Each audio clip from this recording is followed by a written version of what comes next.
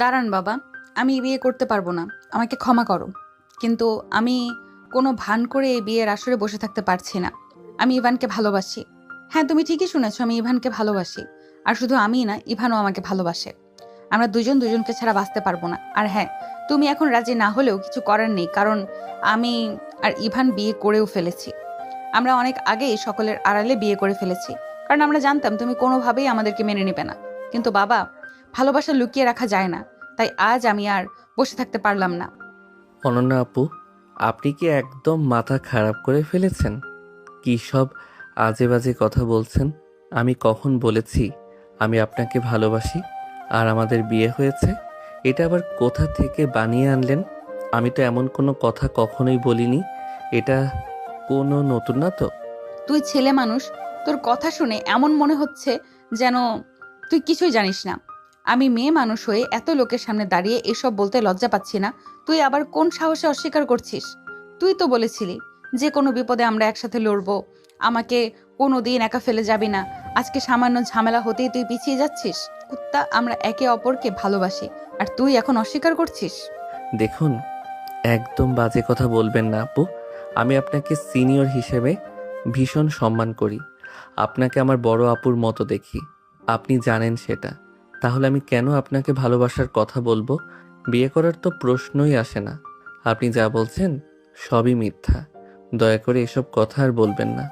এত লোকের সামনে আমাকে অস্বস্তিতে ফেলছেন কেন? অবিশ্বাস্য ইভান, এত সহজে তুমি আমাদের সম্পর্কের কথা ভুলে গেলে? আজকে এখানে দাঁড়িয়ে তুই জোর গলায় বলছিস কিছুই হয়নি। এইটুকু বিপদ দেখেই তুই পিছিয়ে যাচ্ছিস।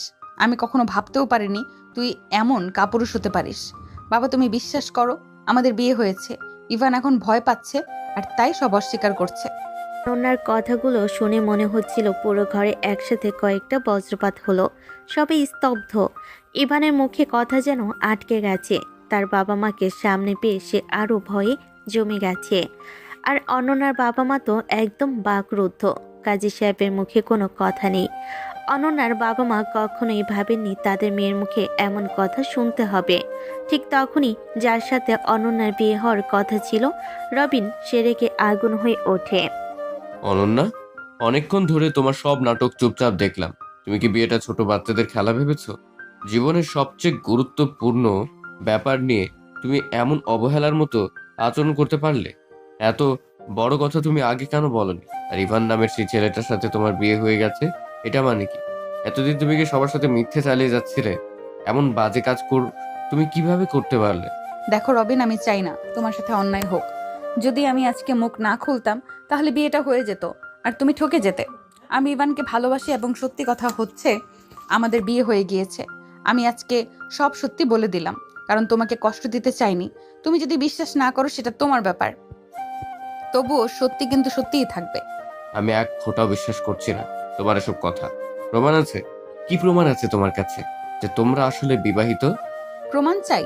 ঠিক আছে, দাঁড়াও, তোমাকে প্রমাণে দেখাচ্ছি এখন। এই কথাটা বলেই অনন্যা ধীর পায়ে নিজের ঘরের দিকে হেঁটে গেল। ঘর বন্ধ করে সবাইকে অস্থিরতায় ছেড়ে দিল।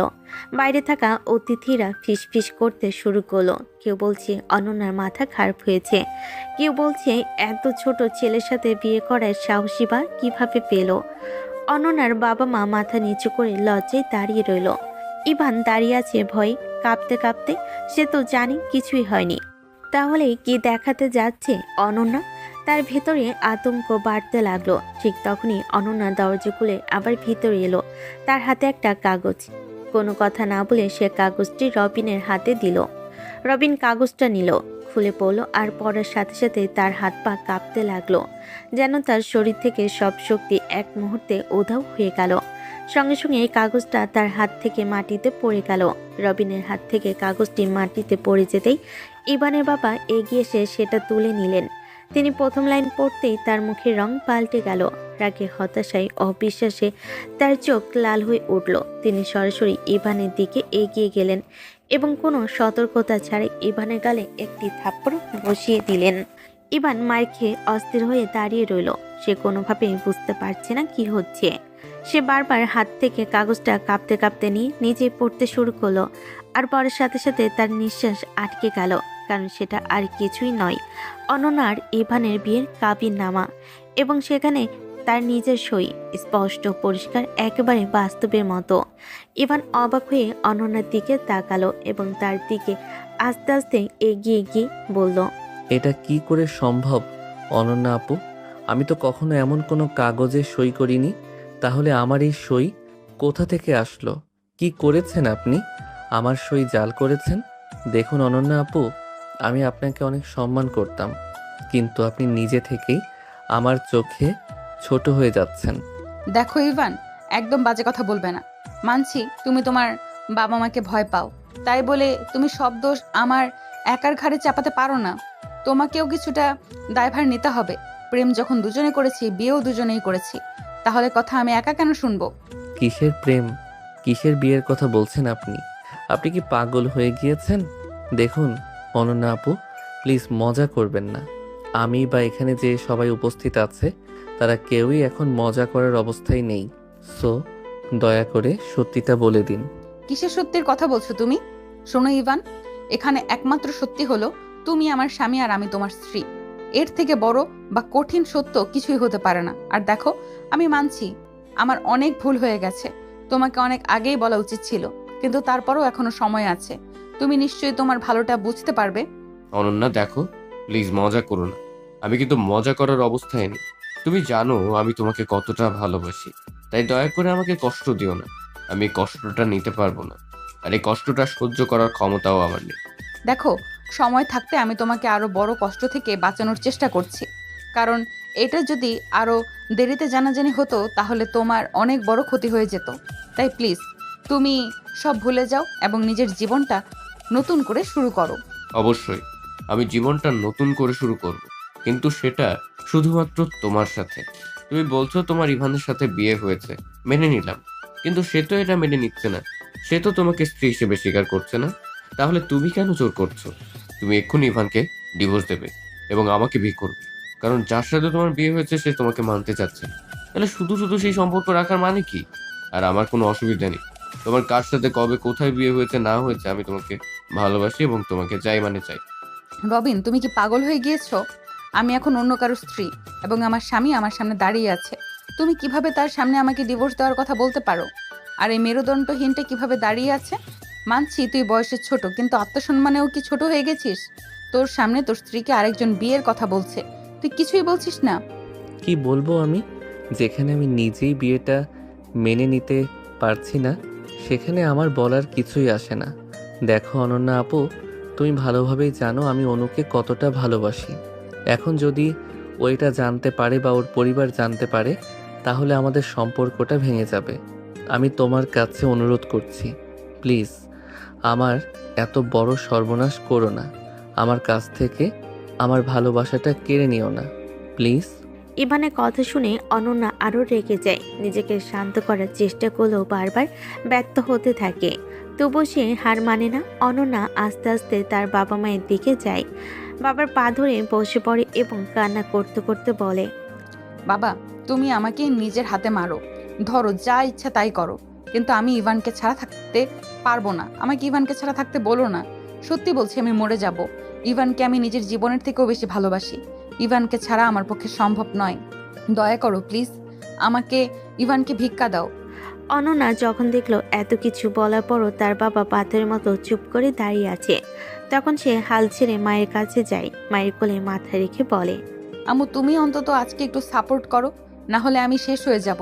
যেখানে আমার স্বামী আমাকে মানছে না, পরিবার সাপোর্ট করছে না, আমি কোথায় দাঁড়াবো? তোমরা কি চাও আমি ধ্বংস হয়ে যাই? দেখো, যদি তোমরা এখনো আমার কথা না মানো, তাহলে আমি নিজের জীবনটাই দিয়ে দিব। ইভানকে ছাড়া আমার পক্ষে সম্ভব নয়। তার কান্না আর কথা শুনে অনন্যার বাবার চোখেও পানি চলে আসে। তিনি এগিয়ে গিয়ে ইভানের বাবার সামনে দাঁড়ালেন এবং মাথা নিচু করে বললেন, দোস্ত, তোকে কি বলবো বুঝতে পারছি না। তোর কাছে বলার মতো ভাষা নেই আমার। কিন্তু একটা কথা, মেয়েটা আমার অনেক আদরের। তুই জানিস অনন্য আমার কতটা হৃদয়ের কাছে। সে মেয়ে যখন আজ প্রথমবার কিছু চাইছে, আমি তাকে না করতে পারি না। ওরা ভুল করেছে মানছি, কিন্তু আমরা তো ভুল করতে পারি না। আমি তোর কাছে আমার মেয়ের সুখটা ভিক্ষা চাইছি, তুই কি আমাকে দিবি? দরকার হলে আমি তোর পায়ে ধরতেও রাজি আছি। কি বলছিস? তুই কি পাগল হয়ে গেছিস? অনন্যা কি তোর একার মেয়ে? আমার কেউ না? তোর সুখের কথা আমি ভাববো না? ভুল তো শুধু অনন্যা একা করেনি, আমার ছেলেও করেছে। তাই ফলও ওদের দুজনকেই ভোগ করতে হবে। আমি আজকেই এখানেই অনন্যা আর ইভানের বিয়ে দেব। কিন্তু বাবা, কোনো কিন্তু নয়। বিয়ে করার সময় মনে ছিল না? বাবা অনন্যা আপু মিথ্যা বলছে। আমার কখনোই তার সাথে কোনো সম্পর্ক ছিল না। আমি তাকে বড় বোনের মতো দেখি। কেন এমন মিথ্যা বলছে আমি জানি না। বিশ্বাস করো বাবা, আমি সত্যি বলছি। অনন্যার সাথে আমার কোনো সম্পর্কই ছিল না। বিয়ের তো প্রশ্নই আসে না। ঠিক আছে, তোমার কথা বিশ্বাস করলাম। কিন্তু অনন্যা যদি এখন মিথ্যা বলে, তাহলে এই সই, এই কাবিন, এগুলো কি মিথ্যা? ইভানের বাবার কথা শুনে ইভান একদম চুপ হয়ে যায়। কি বলবে ঠিক বুঝতে পারে না, কারণ এটা সত্যি। কাবিন নামে যে সইটা আছে সেটা তারই। সারা বাড়িতে যেন নিস্তব্ধ ঝড় বয়ে গেল। কাবিন নামার পাতায় স্পষ্ট ইভানের সই। হাজার চেষ্টা করেও সে অস্বীকার করতে পারছে না। যেন অদ্ভুত কোনো খেলায় ফেসে গেছে সে। কাগজটা হাতে নিয়ে দাঁড়িয়ে থাকা ইভানের মুখ শুকিয়ে গেছে, তার কণ্ঠ কাঁপছে। ইভান আস্তে আস্তে অনন্যার দিকে তাকিয়ে বলল, অনন্যা আপু, আমি সত্যিই জানি না কিভাবে এই সইটা এখানে এলো। এটা আমার সই ঠিকই, কিন্তু আমি তো কখনোই এমন কিছুর সঙ্গে জড়িত ছিলাম না। বিশ্বাস করুন, দয়া করে সত্যিটা বলুন প্লিজ। এটা কিভাবে হলো? ইভান, তুমি যতই মিথ্যা বলো, সত্য কখনো লুকিয়ে থাকে না। আর তোমার সইটা দেখেই সবাই বুঝে গেছে কি সত্য কি মিথ্যা। কিন্তু আমি তো আর কিছু বলার দরকার নেই ইভা। তুমি আর অনন্য ভুল করে ফেলেছো, ঠিক আছে? কিন্তু ভয়ে ঠিক করব। তোমাদের বিয়ে আজকে এখানেই সম্পূর্ণ হবে। কাকা না, প্লিজ আমাকে একটু শুনুন। আপনাদের শপথ, আমি কিছুই করিনি। কেউ আমাকে ফাঁসাচ্ছে, কেউ আমার সই জাল। চুপ! সই জাল করা যায়? কিন্তু এই কাবিনের নিচে সাক্ষীর সই, মোহরের অঙ্ক, রেজিস্টারের সিল, এগুলো কি জাল? বাবা, আমি জানি না, আমি সত্যিই জানি না। ইভানের চোখ থেকে পানি পড়তে শুরু করে। এত বড় বিপদে সে কখনো পড়েনি। চারপাশে সবাই তাকিয়ে আছে, কেউ সন্দেহের চোখে, কেউ ঘৃণায়, কেউ বা অবাক হয়ে। ঠিক তখনই ঘটনাটা আরো জটিল করে দিয়ে একজন এগিয়ে এলো, যে কাজী সাহেব ঘটনা স্থলে বসে সব দেখছিলেন। আমি একটু বলতেছি, কাবিনটা সত্যি। এখানে সবকিছু নিয়ম মেনে করা হয়েছে। দুই পক্ষের নাম, ঠিকানা, সিগনেচার, কোনো সমস্যা নেই। রেজিস্ট্রেশন নম্বরটিও আসল। কি? কাজী সাহেব, আমাকে একটু দেখেন। আমি আপনার সামনে কখনো গেছি? আমার সাথে কখনো কথা বলেছেন? আমি কখনো আপনার অফিসে গেছি? দেখো বাবা, তোমাকে আলাদা করে মেনে নেই, কিন্তু ডকুমেন্ট চেক করে আমি কাবিন করেছি, এটাই নিশ্চিত। ইভান এখন ভয়ের আগে হতাশায় কাঁপছে।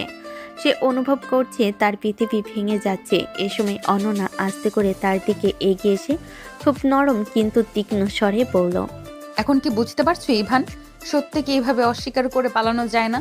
তুমি চাইলেই বা কি, না চাইলেই বা কি, তুমি আমার স্বামী, আর এই সম্পর্ক কেউ ভাঙতে পারবে না। ইভান হঠাৎ করে পিছিয়ে গেল, যেন কোনো দানব দেখছে। আপনি ইচ্ছে করে করেছেন? এই কাগজ, এই সই সবই পরিকল্পনা করে করেছেন, কিন্তু কেন? আমি কি করেছি আপনার সাথে? অনন্যা একটু হাসলো, একটা ঠান্ডা দুর্বোধ্য হাসি। ভালোবাসা কখনো হিসেব করে হয় না ইভান, আর কখনো কখনো মানুষ তার ভালোবাসা রক্ষা করতে অনেক কিছুই করতে পারে। ইভান যেন ভেঙে পড়ল। আপনি আমাকে ধ্বংস করে দিবেন এভাবে?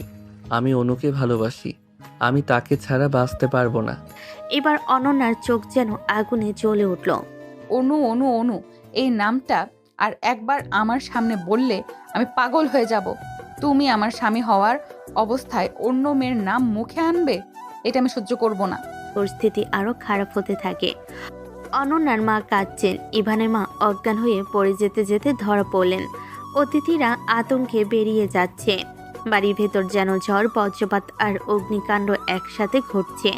এমন সময় হঠাৎ বাইরে থেকে এক তরুণীর চিৎকার শোনা গেল। ইভান? সবাই ঘুরে তাকালো। দরজার সামনে দাঁড়িয়ে আছে অনু, চোখ ভরা আতঙ্ক, মুখ ভেজা কান্নার, শরীর কাঁপছে।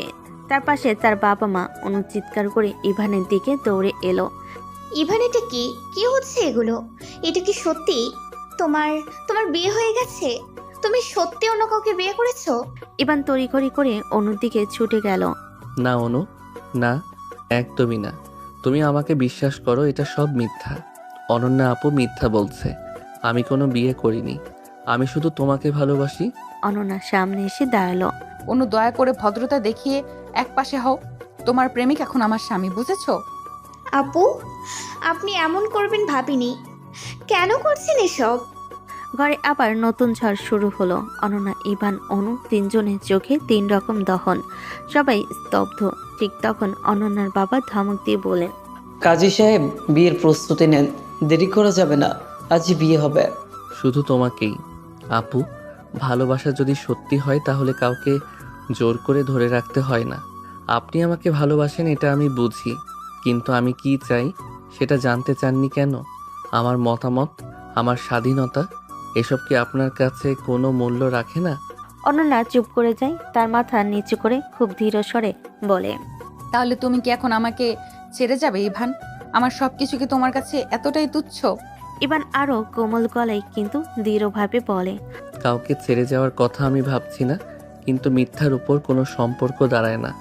অনন্যা চোখের জল লুকানোর চেষ্টা করে। পরিস্থিতি কঠিন, কিন্তু তাদের দুজনের মাঝে সম্পর্ক ভবিষ্যৎ এখন এই সত্য মেনে নেওয়ার পথেই দাঁড়িয়ে আছে। আঙ্কেল, আপনি কি বলছেন? আজকে এখন এই মুহূর্তে বিয়ে দিবেন? মানে তাহলে আমার কি হবে? আপনি এভাবে আমাকে এবং আমার পরিবারকে অপমান করতে পারেন? যে তোমার সাথে সারা জীবন সংসার করবে, সে যদি তোমাকে বিয়ে করতে রাজি না হয়, তাহলে আমি কি করে জোর করে তার সাথে তোমাকে একসাথেই বেঁধে দিতে পারি বলো? হাজার হলেও তো আমি বাবা, আমাকে তো আমার সন্তানের দিকটাও ভেবে দেখতে হবে। এটা আপনি কি বললেন? আপনি নিজের সন্তানের ভালো চাইতে গিয়ে আরেকজনের সন্তানের সঙ্গে অন্যায় করছেন। এটা কি আপনি বুঝতে পারছেন না, নাকি বুঝতে চাইছেন না? আপনি যেমনটা ভাবছেন বিষয়টা এমন নয়। আচ্ছা, আপনি আমার জায়গায় থাকলে কি করতেন বলেন? এখানে আমাদের কী বা করার আছে, যেখানে ওরা নিজেদের মধ্যে সিদ্ধান্ত নিয়েছে? অনেক হয়েছে রবিন, চলো এখান থেকে। তোমাকে এখানে বিয়ে করতে হবে না। আমি তোমার জন্য অনন্যা থেকেও 1000 গুণ ভালো মেয়ে খুঁজে দেব। না বাবা, আমি বিয়ে না করে এখান থেকে কোথাও যাব না। তোমরা কেন বুঝতে চাইছো না? আমার অনন্যা থেকে ভালো কাউকে না, অনন্যাকেই চাই। রবিন, এবার কিন্তু তুমি অনেক বেশি বেশি করছো। যা বলছি তাই করবে। চলো আমার সাথে, ওঠো। রবিনের বাবা রবিনের কোনো কথা না শুনে তার হাত ধরে টানতে টানতে সেখান থেকে নিয়ে গেল। রবিন যেতে চাইছিল না, কিন্তু তারপরও তার বাবার জোরাজুরিতে সে আর সেখানে দাঁড়াতে পারল না। তবে যাওয়ার আগে সে একটা কথা বলে যায় অনন্যাকে। আমি আজকে চলে যাচ্ছি ঠিকই, তবে আমি আবার আসবো। তুমি এটা ভেবো না যে তুমি আমাকে কষ্টে রেখে নিজের সুখে থাকবে। আমি যেমন জ্বলে পুড়ে ছাই হয়ে যাব, তোমাকে আমি কখনোই সুখে শান্তিতে থাকতে দেব না। I promise. কথাটি বলে রবিন তার বাবার সাথে চলে গেল। রবিন আর রবিনের পরিবার চলে যাওয়ার পর ইভান অনেক চেষ্টা করেছিল তার পরিবারকে বোঝাতে, কিন্তু কেউ তার কোনো কথা শুনল না। অনু অনেক কানাকাটি করছিল, যেটা দেখে তার বাবা মা আর সহ্য করতে না পেরে তাকে সেখান থেকে নিয়ে চলে গেল। এক একে সবাই চলে যাওয়ার পরে দুই পরিবারের সম্মতিতে ইভান আর অনন্যার আবার বিয়ে হয়। ইভান অনেকবার আটকানোর চেষ্টা করেছিল, কিন্তু দুই পরিবারের কথা শুনতে তাকে বাধ্য হয়ে বিয়েটা করতে হয়। বিয়ের পরে অনন্যার বাবার কথা মতো অনন্যা এবং ইভানকে অনন্যার বাড়িতে রেখে দেওয়া হয়। আগামীকাল সকালে অনন্যা এবং ইভান তার পরিবার ঢাকা ফিরে যাবে। আজকে অনেক দেরি হয়ে যাওয়ায় তাদেরকে অনন্যাদের বাড়িতে থেকে রাত কাটাতে হয়। যে যার ঘরে গিয়ে বিশ্রাম করলো, আর অনন্যা আর ইভানকে অনন্যার ঘরে থাকতে দেওয়া হলো। ইভান ঘরে এসে দেখে অনন্যা বসে যে তার বেডের উপর বসে আছে। ইভান এসে ঘরের দরজা বন্ধ করে সোজা অনন্যার সামনে গিয়ে দাঁড়ায় এবং কঠিন গলেই বলে, কেন করলেন আপনি এমনটা? কি ক্ষতি করেছিলাম আমি আপনার? কেন আপনি আমার এত বড় ক্ষতি করলেন? কেন আমাকে আমার ভালোবাসা থেকে আলাদা করে দিলেন? তোমার লজ্জা করে না? বিয়ের দিনে নতুন বউয়ের সামনে দাঁড়িয়ে তুমি অন্য মেয়েকে ভালোবাসার কথা বলছো? তোমার তো লজ্জা হওয়া দরকার। লজ্জা আমার না, আপনার হওয়া দরকার। নিজের থেকে হাঁটুর বয়সের একটা ছেলেকে মিথ্যে অপবাদ দিয়ে পাশে নিয়ে জোর করে বিয়ে করলেন। আপনার মধ্যে যদি বিন্দু মাত্র লজ্জা বোধ থাকতো তাহলে আপনি আমাকে এসব কথা বলতে পারতেন না। ইভান, এবার কিন্তু তুমি আমাকে অপমান করছো। ভুলে যেও না, আমি কিন্তু এখন তোমার বিবাহিত স্ত্রী। তাই তুমি আমাকে এইভাবে ছোট করে কথা বলতে পারো না। এই চুপ করেন তো। আমি অন্তত আপনার মুখ থেকে ন্যায় অন্যায়ের কোনো কথা শুনতে চাই না। আজকে আপনি আমার যে ক্ষতিটা করেছেন আমি জীবনেও আপনাকে ক্ষমা করতে পারবো না। আমি যতটা সম্মান আপনাকে করতাম তার দ্বিগুণ এখন আপনাকে ঘৃণা করি, প্রচুর ঘৃণা করি। আমি কখনোই বিয়েটা মেনে নিব না, আপনাকে মেনে নিব না। আমি অনুকে ভালোবাসি আর আমি ওকে ছাড়া কখনোই কাউকে নিজের স্ত্রীর জায়গায় বসাতে পারবো না। হ্যাঁ, আপনাকে তো নয়ই। ঘরে নেমে এসেছে অদ্ভুত একটা নীরবতা। বাইরে গভীর রাত, পুরো বাড়ি ঘুমিয়ে আছে, কিন্তু এই ঘরের ভেতর এখনো অশান্তি, রাগ হারানোর বেদনা আর অঝোর কান্নার গন্ধ মিশে আছে। ইভানের বুকের ভেতর আগুন আর অনন্যার চোখে ভেতর ঝড়। বসা বসা অনন্যাকে দেখে ইভান আবারও নিজের রাগ থামাতে পারে না। কেন করলেন আপনি এমনটা বলুন তো? একবারও কি মনে হলো না আমি কি চাই, আমার জীবনে কি হতে পারে? আমি কি এতটাই তুচ্ছ আপনার কাছে? আমি কি আপনার জন্য কেবল একটা জোর করে পাওয়া মানুষ, যার অনুভূতির কোনো মূল্যই নেই? আপনি জানতেন অনু আমার সব কিছু। আপনি নিজে আমাকে বলেছিলেন যে আপনি আমাকে ভালোবাসেন, কিন্তু ভালোবাসার নামে কি করেন আপনি? আমার পুরো জীবনটাই বদলে দিলেন একদিনে। আপনি জানেন ভালোবাসা মানে কি? ভালোবাসা মানে কারো হাসি দেখলে নিজের মনটা ভরে ওঠা, তার চোখে জল দেখলে নিজের বুকটা ব্যথা করা। কিন্তু আপনি আপনি আমার চোখের জল দেখেও নিজের মনটাকে একটু নরম করতে পারলেন না কেন? তোমার কথা শুনলে মনে হয় আমি নাকি খুব খারাপ, খুব স্বার্থপর। কিন্তু তুমি কি জানো আমার পরিস্থিতি কি ছিল? তুমি কি কোনোদিন ভেবেছো আমি কি চাই না? আমি কি স্বপ্ন দেখি না? আমি কি আমার জীবনের মানুষের জন্য একটুও ভালোবাসা পাই না? যেদিন শুনলাম তুমি অনুর নামে একটা মেয়েকে ভালোবাসো, সেদিনই আমার ভেতরে সব ভেঙে গিয়েছিল। আমি কি চাইনি তোমার পাশে থাকতে? চাইনি তোমার বউ হতে? 1000 বার মরেছি ভেতরে ভেতরে, তবুও তোমাকে কখনো কিছু বলিনি। তোমাকে ছাড়া বাঁচতে পারবো না, এই সত্যি কথা বাবাকে বলেছিলাম। সেই ভুলটাই বোধহয় করেছি। ভালোবাসা? এইটা ভালোবাসা? আমার জীবন ভেঙে তোমার জীবন গড়া কি ভালোবাসা? আমি অনুকে যতটা ভালোবাসি তুমি তার অর্ধেক বুঝলেও আমাকে কখনো কষ্ট দিতে পারতে না। তুমি জানো আমি অনুকে ছাড়া থাকতে পারবো না, তাকে ছাড়া আমি পুরোপুরি অসম্পূর্ণ। তুমি কি জানো ওর সাথে আমার প্রতিটা সকাল রাত কেমন কাটতো? ওর হাসি দেখলে আমার পৃথিবী বদলে যেত। আর আজ তুমি আমাকে সেই পৃথিবী থেকে ছিঁড়ে বের করে এনে জোর করে একটা জীবনে ঠেলে দিলে, যেটা আমি চাই না। তোমার চোখে আমি কি এতটাই অমর্যাদার, এতটাই অযোগ্য? আমি কি মানুষ না? আমার কি কোনো অনুভূতি নেই? ভালোবাসা শুধু তোমরা ছেলেরাই করো, মেয়েরা করে না? যেদিন শুনলাম তোমার সাথে আমার বিয়ের কথা উঠেছে, তখন কতটা খুশি হয়েছিলাম তুমি জানো? মনে হয়েছিল আমার দুনিয়া বদলে গেছে। কিন্তু তুমি তো চোখ তুলে তাকালে না আমার দিকে। তোমার প্রতিটা আচরণ, তোমার প্রতিটা কথা আমাকে মেরে ফেলেছে ভেতরে ভেতরে। তা সত্ত্বেও আমি চুপ ছিলাম, কারণ ভেবেছিলাম একদিন হয়তো তুমি আমাকে একটু হলেও বুঝবে। না, কখনই পারবো না। এটা আপনার ভুল ধারণা ছিল। আমার হৃদয় বন্ধ হয়ে গেছে আজকের পরে। আমি আপনাকে স্ত্রী বলে মেনে নেওয়ার মতো শক্তিও আমার নেই। দেখেন, আপনি জোর করে পাশে বসতে পারবেন, কিন্তু কখনো হৃদয়ে জায়গা নিতে পারবেন না। আমার হৃদয়ে শুধু অনুর জন্যই জায়গা আছে, আর সেটা আজীবন থাকবে। আপনার ভুল সিদ্ধান্ত, আপনার একগুঁয়ে ভালোবাসা, সব কিছু মিলিয়ে আমাকে একটা সম্পর্কের কারাগারে ঠেলে দিয়েছেন, আর সেই কারাগার আমি কখনোই মেনে নেব না। অনন্যার গাল বেয়ে ঝরে পড়া জল বৈশাখে রং গলিয়ে দিচ্ছে। তার নাক চোখ লাল, শ্বাস ভারী, কিন্তু মুখে আর কোনো কথা নেই। ইভান রাগে ব্যথায়। যত সময় অতিবাহিত হতে লাগলো ইভানের জ্বর তত বাড়তে লাগলো। অনন্যা এত জ্বর দেখে ভীষণ ভয় পেয়ে গেল, আর সময় নষ্ট না করে সে বাটিতে সামান্য পানি নিয়ে এলো এবং পাতলা একটা কাপড় নিয়ে জলপট্টি করতে লাগলো। কিছুক্ষণ পর ফার্স্ট এইড বক্স খুঁজে নিয়ে এসে ওখান থেকে ব্যথা ও জ্বরের ওষুধ বের করে ইভানকে খাওয়ালো। তারপর ইভানের শরীর থেকে শার্টটা খুলে দিল যা ইভান পরেছিল। এরপর বাড়িতে গরম পানি এনে পুরো ঘর খুঁজে ইভানের টাওয়াল নিয়ে এলো। কুসুম গরম পানিতে টাওয়ালটা ভিজিয়ে ইভানের সমস্ত শরীর মুছে দিতে লাগলো অনন্যা। ইভান বারবার কেঁপে কেঁপে উঠছিল। অনন্যা যখন ইভানের শরীর মুছছিল তখন হঠাৎ ইভানের উন্মুক্ত সাদা লোমহীন বুক দেখে তার হাত বারবার কেঁপে যাচ্ছিল। কিন্তু কেন এমন হচ্ছিল অনন্যা বুঝতে পারছিল না। সে ইভানকে ভীষণ ভালোবাসতো, কিন্তু কখনো এতটা কাছ থেকে ইভানকে দেখতে পায়নি। নিজের ওপর নিয়ন্ত্রণ হারিয়ে অনন্যার মন যেন অজান্তেই নাচতে লাগলো। হঠাৎ নিজেকে সামলাতে না পেরে অনন্যা ইভানের গালে একটা কিস করলো। পরে যখন বুঝলো সে কি করলো, তখন লজ্জায় বুক ফাটা কাঁপুনি নিয়ে সেখান থেকে দ্রুত উঠে পড়ল। অবচেতন মনোভাবেই ইভান তার হাত ধরে টেনে নিজের বুকের উপর ফেলে দিল অনন্যাকে। অনন্যা বিস্ময়ে ফিস্ট হয়ে গিয়েছিল। সে বুঝতে পারল না কি হচ্ছে। অসাবধানতা বশত ইভানের বুকের উপর পড়ে অনন্যা ঠোঁট স্পর্শ করলো ইভানের ঠোঁটকে। এতে তার মন আরো বেশি জমে গেল। অনন্যার লক্ষ্য করলো ইভান অদ্ভুত গভীর দৃষ্টিতে তার দিকে তাকিয়ে আছে। অনন্যা বুঝতে পারল না হঠাৎ কেন ইভানের চোখে এমন ভাবনা। যখন অনন্যা উঠে যেতে চাইল, ইভান তাকে টান দিল, নিজের আরো কাছে টেনে নিল। অনন্যা তখনও কিছু বুঝতে পারেনি যে আসলে ঘটনা কি। যখন আবারও ইভানের কাছ থেকে নিজেকে ছাড়িয়ে নিতে গেল, তখন ইভান এক হাত দিয়ে অনন্যাকে ঘাট থেকে টেনে এনে নিজের আরো কাছে নিয়ে এসে অনন্যার ঠোঁট নিজের দখল নিয়ে নিল। অনন্যা কি বলবে বুঝতে পারছিল না, আর ইভান যেন নিজেই নিয়ন্ত্রণ হারিয়ে ফেলছিল। ইভানের হাত অনন্যার শরীর জুড়ে ঘুরে বেড়াতে লাগলো।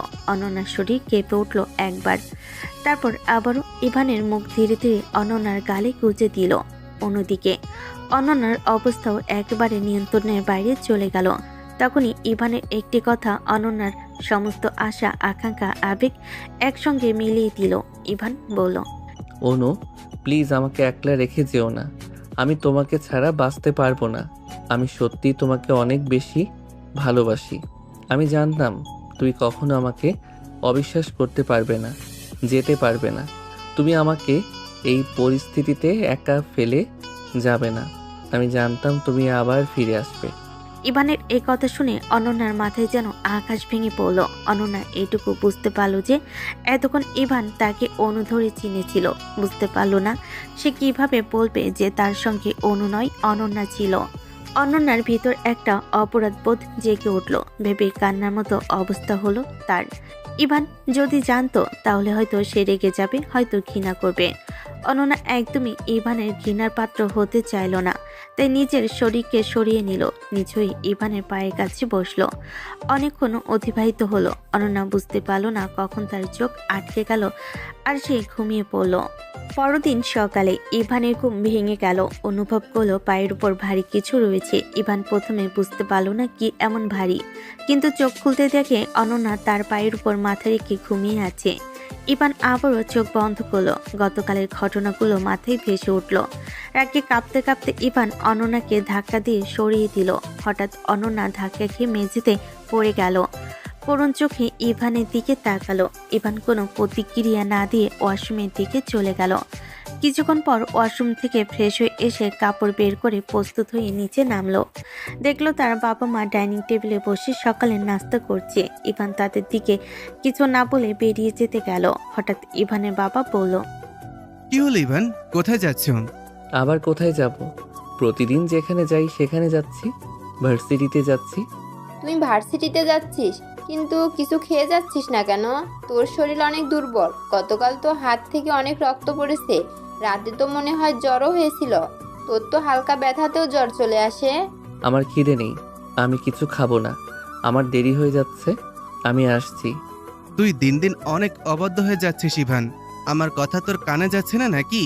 আমি তো বলেছি খাবার খাইয়ে যেতে। আর তুই একা ভার্সিটিতে যাচ্ছিস, মানে অনন্যা তো ভার্সিটিতে যাবে। তোমরা তো এখন স্বামী স্ত্রী। সবচেয়ে বড় কথা, একই ভার্সিটিতে গেলে কেন আলাদা আলাদা যাবে? তুমি একা যাচ্ছ কেন? আমি তো অনেক কথা বলেছিলাম গতকাল, কিন্তু তোমরা শুনলে? তোমাদের কানে গিয়েছিল। তাহলে এখন কিভাবে পাশে রাখছো যে তোমাদের কথা আমার কানে যাবে, আমি শুনবো? সরি বাবা, আমি তো শুনলাম তোমার কথা। এভাবে ইভান তার বাবাকে কিছু কথা বলে সেখান থেকে চলে গেল। এবার সেখান থেকে যাওয়ার পরে অনন্যা ফ্রেশ হয়ে নিচে নামলো। বাবা মা ডাইনিং টেবিলে বসে আছেন, কিন্তু কোনো খাবার খাচ্ছেন না। অনন্যা তাদের সামনে দাঁড়িয়ে বলল, আঙ্কেল আন্টি, আমি আমার পড়াশোনাটা কন্টিনিউ করতে চাই। তোমরা যদি অনুমতি দাও তাহলে আমি ভার্সিটিতে যাব। আসলে থার্ড ইয়ার প্রায় শেষের দিকে, আর একটা বছর বাকি আছে। তাই যদি তোমাদের কোনো আপত্তি না থাকে আমি আমার অনার্সটা কমপ্লিট করতে চাই। এভাবে বলছিস কেন মা? তুই মনে হয় এখনো আমাদেরকে নিজের করে নিতে পারিসনি, তাই না? ভুল তো মানুষ মাত্রই করে, তোদেরও হয়েছে। কিন্তু তোরা তো আমাদের সন্তান, আর আমরা বাবা মা সন্তানদের যত বড়ই ভুল থাকুক না কেন ক্ষমা করে দিতে বাধ্য। তাই আমরা তোমাদেরকে ক্ষমা করে দিয়েছি। আর যতদূর ইচ্ছা পড়াশোনা করতে পারবি, এটা নিয়ে আমাদের কোনো আপত্তি নেই। আমি তো ইভানকে বলেছি তোকে সাথে করে ভার্সিটি নিয়ে যাওয়ার জন্য। আসলে আঙ্কেল, বিষয়টা এমনটা নয়। আমি জানি তোমরা আমাকে ভীষণ ভালোবাসো, নিজের মেয়ের মতো। আমিও তোমাদের কখনো বাবা মার থেকে আলাদা করে দেখিনি, কিন্তু তারপরও তোমাদের থেকে জেনে নেওয়াটা আমার নিজের মনের শান্তির জন্য দরকার ছিল। অনন্যা যখন ইভানের বাবার সঙ্গে কথা বলছিল তখন ইভানের মা একটা কথাও বলেনি। পরবর্তীতে সে সেখান থেকে উঠে গেল। অনন্যার লক্ষ্য করলো ইভানের মা সবসময় অনন্যাকে এড়িয়ে চলছে। কিন্তু অনন্যা মনে মনে ভাবল, সে কি কোনো অন্যায় করেছে যার জন্য ইভানের মা তাকে এভাবে উপেক্ষা করছে? সে বুঝে উঠতে পারছিল না কেন এমনটা হচ্ছে। অনন্যা ইভানের বাবার সঙ্গে নাস্তা করে ভার্সিটির উদ্দেশ্যে রওনা দিল। এমন সময় পেছন থেকে ইভানের বাবা বলল, দাঁড়াও না, তোমাকে একা যেতে হবে না, আমি তোমাকে পৌঁছে দিয়ে আসছি। আর হ্যাঁ, পাকামি করে বেশি কথা বলতে হবে না, আমার কোনো সমস্যা হবে না, কারণ আমি তোমার ভার্সিটির রাস্তা দিয়ে অফিসে যাব এখন। অনন্যা আর বেশি কথা বাড়ালো না। সেও ভদ্র মেয়ের মতো চুপচাপ বাবার সঙ্গে চলে গেল। ইভানের বাবা এসে অনন্যাকে বিশ্ববিদ্যালয়ের সামনে নামিয়ে দিয়ে চলে গেল। অনন্যা প্রতিদিনের মতো আজও বিশ্ববিদ্যালয়ে প্রবেশ করলো, যেখানে তার বন্ধু মহল আর অনন্যা সকলে বসে আড্ডা দেয়। সেদিকেই চলে গেল। অনন্যা বিশ্ববিদ্যালয়ে আসার পর থেকে আশেপাশের পরিবেশ ভালো করে লক্ষ্য করছিল। মনে মনে হচ্ছিল কারোর মন কষ্টে আছে। এমন সময় তার বেস্ট ফ্রেন্ড মিতু এসে অনন্যার পাশে দাঁড়িয়ে হালকা করে ধাক্কা দিয়ে ফিসফিস করে বলল, কি রে, আজকে হঠাৎ এমন মনমরা চুপচাপ হয়ে গেছিস? কিছু বলছিস না, কি হয়েছে? আর তুই তো 2-1 দিন ধরে ভার্সিটিতে আসিস নাই কেন রে? কিছু না, তোর কি খবর তাই বল আগে। ও আচ্ছা, ঠিক আছে। তুই কি আমার উপর অভিমান করে আছিস তোর বিয়েতে যেতে পারিনি বলে? আসলে দোস্ত, মন খারাপ করিস না প্লিজ। কি করব বল, হঠাৎ করে দাদু অসুস্থ হয়ে যাওয়ায় বাবা জোর করে দেশের বাড়িতে নিয়ে গেল, তাই তো তোর বিয়েতে যেতে পারিনি। তবে চিন্তা নেই, এখন চলে এসেছি তো, এখন নিশ্চয়ই বিয়ের দাওয়াতটা উসুল করে নিয়ে যাবে। আচ্ছা বল তো, রবিন ভাইয়া কি অবস্থা? আশ্চর্য, তোকে রবিনের অবস্থা আমি কি করে বলবো? গিয়ে জিজ্ঞেস কর সে কেমন আছে, কি অবস্থায় আছে। আশ্চর্য, বুঝিস না কেন? রাবিনের খবর তোর থেকে কার কাছে ভালো থাকবে? হাজার হলেও সে তোর বিয়ে করার স্বামী। দেখ, একবার ফালতু কথা বলবি না। রবিন আমার স্বামী হতে যাবে কিসের জন্য? রবিনের সাথে আমার বিয়ে ঠিক হয়েছিল, কিন্তু শেষ পর্যন্ত রবিনের সাথে আমার বিয়েটা হয়নি। রবিনের সাথে তোর বিয়ে হয়নি মানে? তার মানে তোর বিয়ে ভেঙে গিয়েছে, তুই বিয়ে করিসনি? দেখ না, আমি তোকে আগেই নিষেধ করেছিলাম, পাগলামি করিস না। তুই যে রাস্তায় হাঁটছিস সেটা ঠিক না। তুই নিজের কথা ভাবতে গিয়ে তোর পরিবারের কথা ভাবছিস না, তোর বাবা মার মান সম্মানের কথা তুই একবারও ভাবছিস না। এটা কিন্তু ঠিক না। কিন্তু আমি কি করতাম বলতো? এছাড়া তো আমার কোনো উপায় ছিল না। সে তো কখনোই আমাকে গ্রহণ করতো না, আর এদিকে বাবা মা বিষয়টা সহজে মেনে নিত না। এখন আমি বাঁকা রাস্তা অবলম্বন করায় সকলে বাধ্য হয়ে আমাকে সহযোগিতা করছে। তার মানে তুই সত্যি সত্যি এটা করেছিস? তোর সাহস আছে বলতে হবে। তা ঘটনা যখন ঘটিয়েই ফেলেছিস, তাহলে একা একাই ভার্সিটিতে আসলি কেন? আপনার হিরো কোথায়? তাকে তো দেখলাম না আপনার সঙ্গে আসতে। সে অনেক সকালে চলে এসেছে, তার নাকি কি ইম্পর্টেন্ট ক্লাস আছে। বলছিস কি? এত জল্পনা কল্পনা করে এত কিছু করে বিয়েটা করলি, অথচ এখন জামাইকে রেখে একা একা করছিস। তুই আমাদের মেয়ে জাতের মান ডুবিয়ে ফেললি অনন্যা। তোর বাজে কথা বন্ধ কর। বিষয়টা তুই যতটা সহজে ভাবছিস ঠিক ততটা সহজ না। আমিও প্রথম প্রথম তোর মতো এতটা সহজ ভেবেছিলাম, কিন্তু অতটা সহজ না। মানে তুই কিসব বলছিস? কিছুই বুঝতে পারছি না। এবার অনন্যা মিতুকে সবকিছু বুঝিয়ে বলল, প্রথম থেকে শেষ পর্যন্ত কিভাবে তাদের বিয়েটা হয়েছে, কিভাবে অনন্যা ইভানদের বাড়িতে আসার পরে এবার রিয়াক্ট করছে, এবং এখনো পর্যন্ত কি কি হচ্ছে প্রত্যেকটা বিষয়কে মিতুর সাথে আলোচনা করলো। মিতু সব কিছু শুনে যেন পাথর হয়ে গিয়েছে। সে কি বলবে ঠিক বুঝে উঠতে পারছে না। অনন্যা যখন দেখলো মিতুর অবস্থা খারাপ হয়ে গিয়েছে, তখন সে মিতুকে স্বাভাবিক করার জন্য বলল, আচ্ছা চল ক্যান্টিনে যাই। সকল ঝামেলার জন্য কিছু খেয়ে আসতে পারিনি ঠিক মতো, প্রচন্ড খিদে পেয়েছে। আগে কিছু খাবো, তারপরে ক্লাসের দিকে যাব। এই কথাটা বলার সাথে সাথেই অনন্যা মিতুকে কোনো কথা বলার সুযোগ না দিয়ে হাত ধরে টানতে টানতে ক্যান্টিনের দিকে নিয়ে যাচ্ছিল। এমন সময় হঠাৎ করে মিতু তাদেরকে ক্যাম্পাসের সাইডে দূরে বটগাছের নিচে দেখলো। নজর দিয়ে থমকে গেল এবং সে অনন্যাকে উদ্দেশ্য করে বলল, এই অনন্যা, দেখ দেখ, ওটাই ইভান না? অনন্যা মিতুর কথা শুনে সাথে সাথে ক্যাম্পাসের পশ্চিম দিকের বটগাছের নিচে তাকায় এবং দেখে এবার বাইকের কাছে দাঁড়িয়ে একটা মেয়ের কাঁধে হাত দিয়ে গল্প করছে। অনন্যা দূর থেকে মেয়েটাকে ঠিকঠাক দেখতে না পারলেও বোঝার চেষ্টা করলো ওই মেয়েটা কে হতে পারে। তাই আর কোনো কথা না বলে সে মিতুকে সাথে নিয়ে দ্রুত ক্যান্টিনের ভিতর চলে গেল। সারাদিনে ক্লাসগুলো যেন কোনো মতে কাটিয়ে অবশেষে অনন্যা বাইরে বেরিয়ে দেখলো ইভান তার বাইকের পেছনে সে মেয়েটিকে বসে ক্যাম্পাস থেকে বের হয়ে যাচ্ছে। বিষয়টা দেখে অনন্যার মন ভীষণ খারাপ হয়ে গেল। কোনো মতে একটি রিক্সা নিয়ে ভার্সিটি থেকে বাড়ি ফিরল অনন্যা। বাড়ি এসে দেখে ইভানের মা রান্নাঘরে রান্না করছেন। অনন্যা প্রথমে ঘরে গিয়ে ফ্রেশ হয়ে আবার বেরিয়ে এসে ইভানের মায়ের পাশে দাঁড়ালো। পেছন থেকে তার হাত জড়িয়ে হালকা করে বলল, আচ্ছা আন্টি, কোনো কারণে কি তুমি আমার উপর অভিমান করে আছো? আমার দ্বারা কি কোনো ভুল হয়েছে বা অন্যায় হয়েছে? দেখো, আমার অজান্তে যদি আমার দ্বারা কোনো ভুল বা অন্যায় হয়ে থাকে তাহলে আমাকে ক্ষমা করে দাও প্লিজ। কিন্তু তারপরেও আমার সঙ্গে কথা বলো। তুমি আমার সাথে কথা না বললে আমার একদম ভালো লাগে না। Please aunty, please. ইভানের মা অনন্যার কথাগুলো মনোযোগ সহকারে শুনলেন কিন্তু কোনো প্রতিক্রিয়া দিলেন না। তখন অনন্যা হালকা করে ইভানের মাকে ঘুরিয়ে সামনে দাঁড় করিয়ে বলল, আচ্ছা আন্টি, কোনো কারণে আমার এখানে আসে কি তোমার বিরক্তিকর কারণ হচ্ছে? আচ্ছা, কোনো কারণে আমার এখানে আসে কি তোমার বিরক্তির কারণ হয়েছে? যদি এমন হয়ে থাকে তাহলে আমি না হয় বাড়ি চলে যাই, কিন্তু প্লিজ তুমি মন খারাপ করে থেকো না। তুমি মন খারাপ করলে আমার ভালো লাগে না। একটা থাপ্পড় দিয়ে গালের সব দাঁত ফেলে দেবো তোমাকে। আমি বলেছি বাড়ি থেকে বেরিয়ে যেতে, যা নয় তাই মুখে আসছে। বলে দিচ্ছি, সবকিছুর একটা সীমা থাকে অনন্যা। তাহলে বলো, তুমি আমার সাথে এভাবে কথা বলছো কেন? এভাবে ব্যবহার করছো কেন? আমি কি অন্যায় করেছি বলবে তো আমাকে। তা না হলে আমি বুঝবো কিভাবে আমার দ্বারা কোনো অন্যায় হয়েছে কি?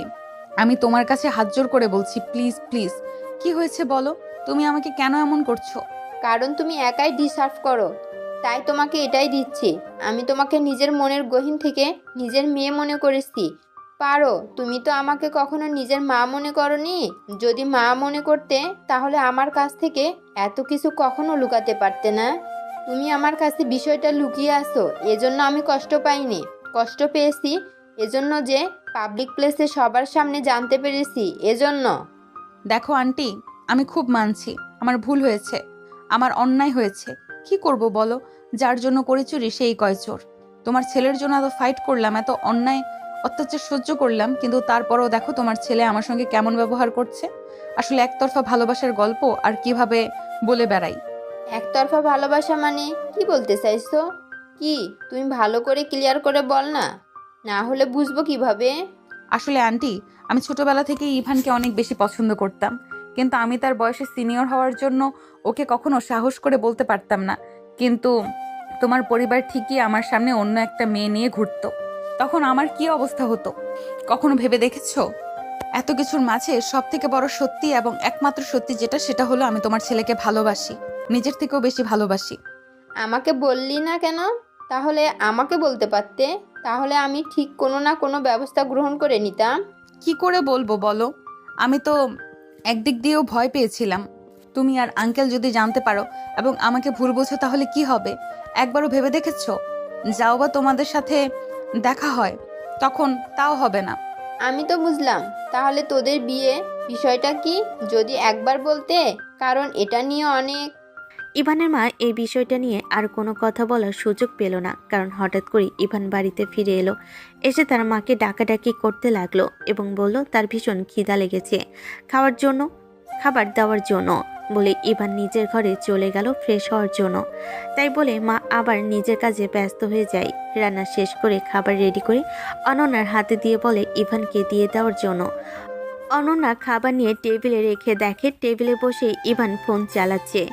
অনন্যা খাবারের প্লেটটা নিয়ে গিয়ে ইভানের সামনে রাখে। ইভান খাবার মুখে নিতে যাবে, এমন সময় পাশে তাকিয়ে দেখে অনন্যা তার জন্য খাবারের প্লেট নিয়ে এসেছে। তাই সে খাবারটি না খেয়ে খাবারের প্লেটটি মেঝেতে ছুঁড়ে মারল। এমন সময় রান্নাঘর থেকে ইভানের মা বেরিয়ে এলো, এসে জিজ্ঞেস করলো, কি হলো? কিসের শব্দ হচ্ছে এখানে এত? ইভানের মা বাইরে এসে দেখে অনন্যার দিকে তেড়ে যাচ্ছে ইভান এবং তিনি নিজেই তাকিয়ে দেখে খাবারের প্লেটটি নিচে পড়ে আছে। এমন ব্যবহার দেখে ইভানের মা ভীষণ রেগে যান এবং ইভানের দিকে এগিয়ে গিয়ে ইভানের গালে জোরে একটা চড় মারে এবং বলে, অনেকদিন ধরে তোমার এসব বেয়াদবি লক্ষ্য করেছি, কিন্তু তোমাকে কিছু বলছি না। তাই বলে এমনটা ভেবো না যে তোমাকে আমি কখনো কিছু বলতে পারবো না। নিজের স্ত্রীর সঙ্গে কেমন ব্যবহার করতে হয় সেটা তো তুমি জানো না, কিন্তু তাই বলে একটা মেয়ের সাথে কিভাবে ব্যবহার করতে হয় সেটা কি আমি তোমাকে কখনো শেখাইনি? আম্মু, তুমি নিজে ওই ছলনাময়ী ছলনার কাছে হেরে গেলে। ঠিক আছে, আমি খারাপ তো, আমি তোমাদের কাছে আর কখনো আসবো না। ইভান কথাটি বলেই নিজের ঘরে গিয়ে ঘরের দরজা লক করে দিল। এরপর ইভান অনন্যাকে তো দেখতেই পারতো না, সাথে তার পরিবারের সঙ্গেও ঠিকমতো সময় দিত না, কথা বলতো না এবং অনন্যা তার আশেপাশে থাকলে ভীষণ অন্যায় অত্যাচার করত, অপমান করত, অনন্যাকে ছোট করে কথা বলতো সবসময়। ভার্সিটিতে গেলে অনন্যা তার সাথে কথা বলার চেষ্টা করলে অনন্যাকে ভার্সিটিতেও সবার সামনে অনেকবার অপমানিত হতে হয়েছে। একদিন ইভানের ভীষণ মাথা ব্যথা করছিল, এমন সময় অনন্যা তার জন্য জানি আসে। সেটা ইভান ছুঁড়ে মারতে গেলে গরম জাগিয়ে পড়ে অনন্যার হাতে। গরম অনন্যার হাতে পরে হাত অভ্যাস খানিকটা পুড়ে যায়, কিন্তু তারপরও ইভান একটা খোঁজ নেয় না। অনন্যাকে কখনই ইভান তার বেডে জায়গা দেয়নি। এই ঠান্ডার মধ্যে মেয়েটা মেঝেতে একটা পাতলা চাদর বিছিয়ে ঘুমিয়ে থাকে, কিন্তু কখনো ইভান একটা খোঁজ নেয়নি। কিরে অনন্যা, ইভান তোর সাথে এত বাজে ব্যবহার করে, তুই তাও তা কিছু বলিস না কেন? তুই তো শুধু তাকে ভালোবাসিস, সে কোনো অন্যায় তো করিসনি, তাহলে কেন সে বারবার তোকে এত অপমান অপদস্থ করে? তুই নিজেও কিছু বলিস না, আমাকেও কিছু বলতে দিস না কেন? বলতো, যেখানে ও নিজেই সব থেকে বড় অন্যায় করছে, ঘরেও স্ত্রী থাকা অবস্থাতেও বাইরের মেয়েদের সঙ্গে ঘুরে বেড়াচ্ছে। সরি, সব ঠিক হয়ে যাবে। ওকে হঠাৎ করে এত বড় একটা আঘাত দিয়েছি আমার থেকে, তাই হয়তো আমার প্রতি অভিমান করেছে। ওকে একটু সময় দে, ও ঠিক হয়ে যাবে, চিন্তা করিস না। আচ্ছা চল ক্লাসে যাই। অনন্যার মিতু তাদের ক্লাসে যাচ্ছিল, এমন সময় মাঠের মাঝখান থেকে কেমন যেন অনেক মানুষের আওয়াজ শোনা যাচ্ছিল। তাই জন্য আগ্রহী হয়ে অনন্যা এবং মিতু সেদিকে এগিয়ে যায়। সামনের দিকে এগিয়ে যা দেখে তার জন্য হয়তো তারা প্রস্তুত ছিল না। মাঝখানে হাঁটু মুড়িয়ে বসে ইভান গোলাপ ফুলের তোড়া নিয়ে অনুকে প্রপোজ করছিল, আর সবে হাততালি দিয়ে তাদের উৎসাহ দিচ্ছিল এবং অনু ভীষণ খুশি হয়ে ইভানের হাত থেকে সেই ফুলের তোড়াটা নিয়ে নেয়। অনু ইভানের হাত থেকে ফুলের তোড়াটা নিয়ে মাত্র ইভান উঠে দাঁড়ায় এবং অনুকে শক্ত করে জড়িয়ে ধরে। অনন্যা দূর থেকে কেন যেন বিষয়টা সহ্য করতে পারছিল না, তাই সে এবার আর অনুর সামনে গিয়ে দাঁড়ায় এবং অনুকে এভাবে থেকে আলাদা করে সজোরে তার গালে একটা থাপ্পড় মারে এবং বলে, এই মেয়ে, এই তোর এত বড় সাহস! তুই জেনে বুঝে একটা বিবাহিত ছেলের সাথে অবৈধ সম্পর্ক করে আরেকটা মেয়ের সংসার ভাঙছিস। অনন্যার কথা শুনে ইভান ভীষণ রেগে যায় এবং রেগে গিয়ে পুরো ক্যাম্পাসের মানুষের সামনে দাঁড়িয়ে অনন্যার গালে সজোরে একটা থাপ্পড় মারে এবং বলে, আসলে তোদের মতো বেহায়া মেয়েদেরকে না মুখে কথা বলে কিছুই হবে না। একে তো নিজেই অন্যায় করেছিস, নিজের থেকে বয়সে ছোট একটা ছেলেকে ফাঁসিয়ে বিয়ে করেছিস, এখন এসেছিস আমাদেরকে ন্যায় অন্যায় শেখাতে। যেটা তুই নিজে করেছিস সেটা কি খুব ভালো করেছিস? একবার ভেবে দেখ তো। ইভান, চুপ, একদম চুপ, আর কোনো কথা বলবি না। এই যে হ্যালো গাইস, অ্যাটেনশন প্লিজ। এই যে ইনাকে দেখছেন না, মিস অনন্যা, ইনি হলেন ক্রিমিনাল মাইন্ডের একজন মহিলা। কেন বলছি শুনুন, আমি ওকে চিনিও না জানিও না, ওকে তো কখনো পাত্তা দেই না। কেন দেব বলুন তো? আমার কি সাজে ওর মতো একটা বয়স্ক মেয়েকে এমন নজরে দেখা? ও আমার থেকে বয়সে কত বড় এটা জানা সত্ত্বেও আমার মতো একজন ভোলা ভোলা ছেলেকে ফাঁসিয়ে বিয়ে করার স্বপ্ন দেখে, যেটাতে হয়তো ভাগ্যক্রমে জিতেও গিয়েছে, কিন্তু আমি ওকে জিততে দিব না। আচ্ছা আপনারাই বলুন, ওর সাথে কি আমার যায়? ক্যাম্পাসে এতগুলো মানুষের মধ্যে এত অপমান অনন্যা কোনোভাবেই সহ্য করতে পারে না। তাই আর সে সেখানে এক মুহূর্ত না দাঁড়িয়ে দৌড়ে ক্যাম্পাস থেকে বেরিয়ে যায়। মিতু দূরে দাঁড়িয়ে সব কিছু শুনছিল। চলে যাওয়ার পর মিতু ভীষণ রেগে যায়। মিতু ইভানের সামনে এসে দাঁড়িয়ে সজোরে ইভানের গালে একটা থাপ্পড় মারে এবং রাগী তেজি গলায় বলে, আসলে তোদের মতো ছেলেরা না কখনো সত্যিকারের ভালোবাসা ডিজার্ভ করিস না।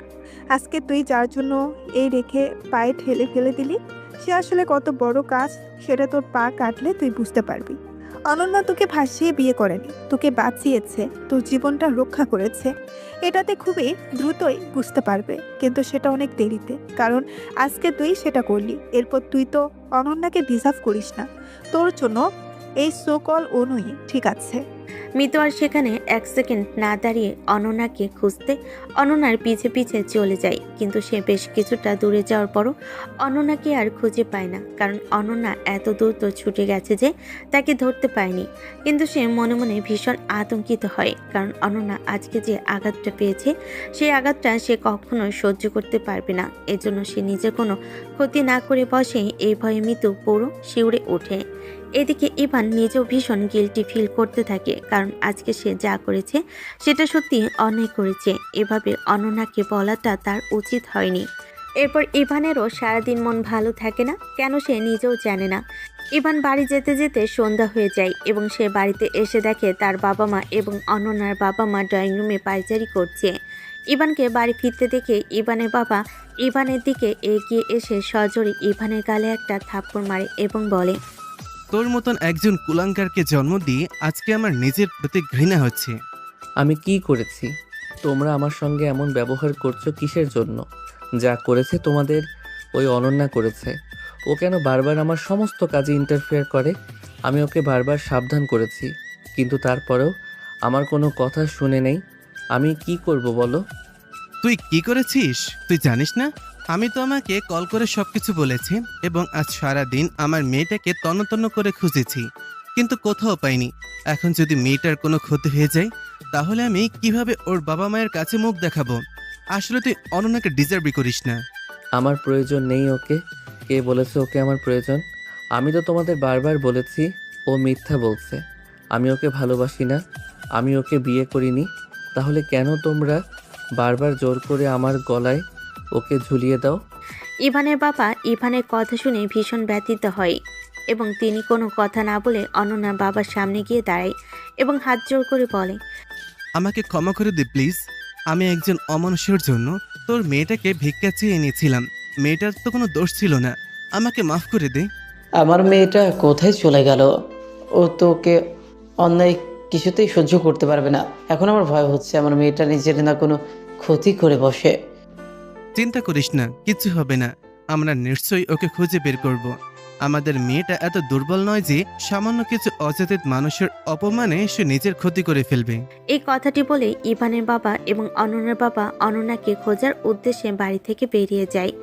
এমন সময় ইভানের মা এসে সজোরে একটা থাপ্পড় মারে এবং বলে, তুই বারবার বলতি না মেয়েটা তোকে ফাঁসিয়েছে?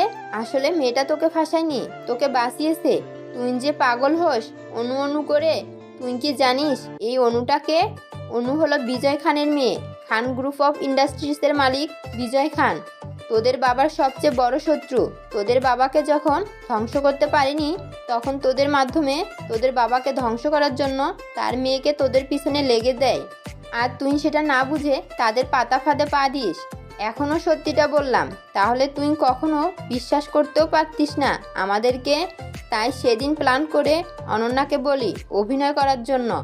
আসলে তোদের বাবা মনে মনে চাইতেন না তোদের স্ত্রী হয়ে আসুক, কিন্তু ফোনেও না তোদের থেকে বয়সও বড় জন্য সে কখনো সাহস করে অনন্যার বাবাকে বলতে পারেনি তোদের বিয়ের কথাটা। কিন্তু হঠাৎ করে একদিন কোনোভাবে আমরা জানতে পারি অনন্যা তোদের মনে মনে পছন্দ করে। তাই তোদের বাবা এই সুযোগটা কখনোই হাতছাড়া করতে চায়নি।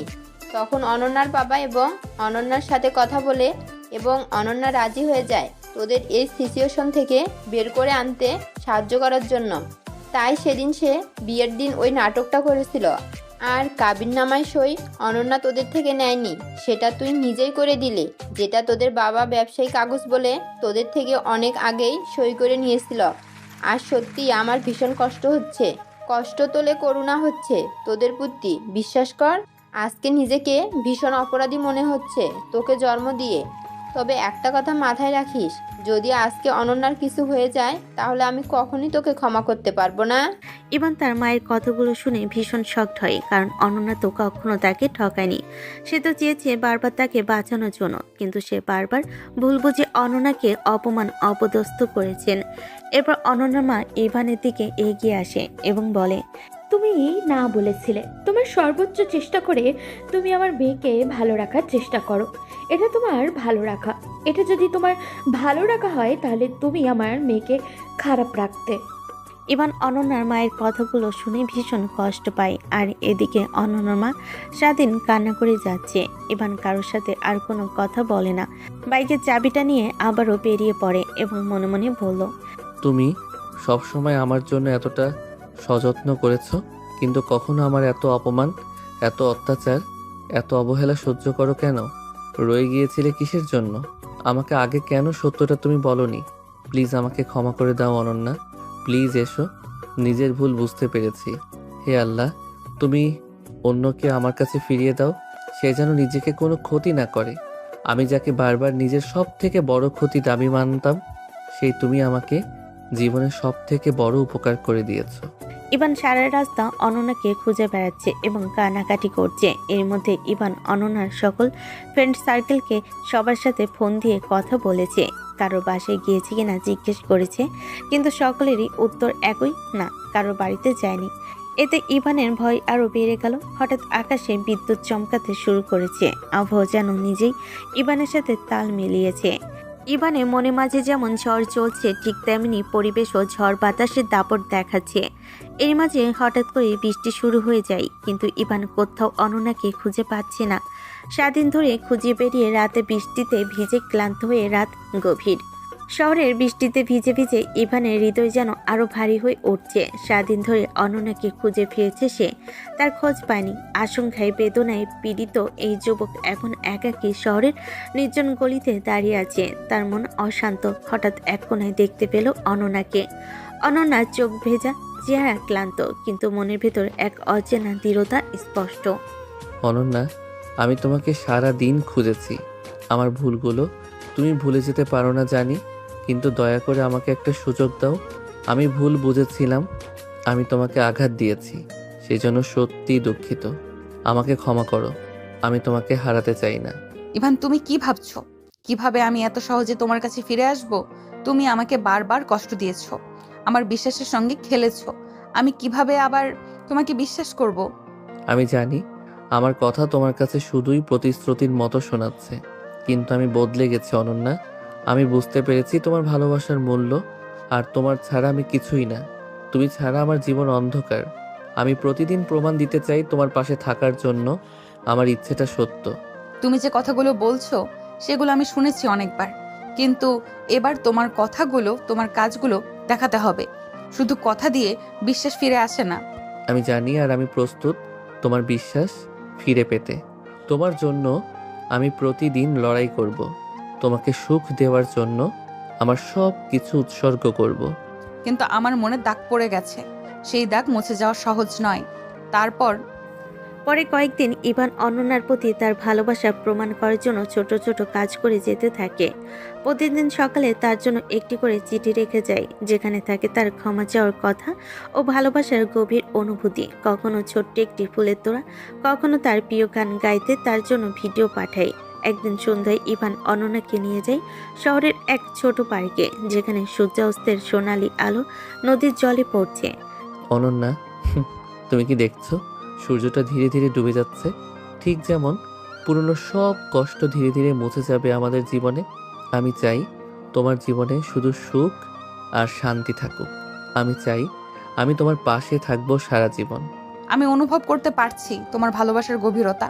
হয়তো তোমার কথা সত্যি হৃদয়ের গভীর থেকে এসেছে।